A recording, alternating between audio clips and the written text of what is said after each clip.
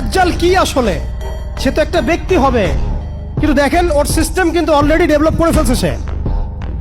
সে কি প্রত্যেকটা জায়গায় পায়ে হেঁটে হেঁটে গিয়ে শাসন করবে? আপনাদের তাই মনে হয়?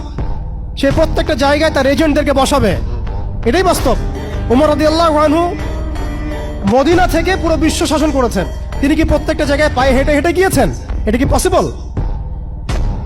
ইসলামের প্রতিনিধি ছিল, সাহাবায়ে কেরাম বিভিন্ন জায়গায় ছিলেন তার পক্ষ থেকে। মাসিহুদ দাজ্জাল অনেকটা সেম কাজ করতে পারে। দেখুন, খেয়াল করে সে তার অনুসারীদেরকে সব জায়গায় বসিয়ে দিয়েছে, সবাই তার ভাষায় কথা বলছে। বিবিসি, CNN তারা যে ভাষাগুলো চয়ন করে সেই ভাষায় আমাদের রিপোর্ট করা হয়। ওরা যে মিডিয়াগুলো, FBI, ওরা যে রিপোর্টগুলো প্রদান করে, ওই রিপোর্টের আলোকে আমাদের এখানে প্রশাসনিক বাহিনী কাজ করে। তারা যেভাবে ফাংশন করে সেইভাবে কাজ করা হয়। পুরো বিশ্বটা যেন একটা সিস্টেমের মধ্যে নিয়ে আসা হয়েছে।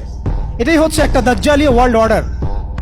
এই ওয়ার্ল্ড অর্ডারটাই তারা ফাংশন করেছিল আমাদের খেলাফতটাকে অ্যাবলিশ করার পরে।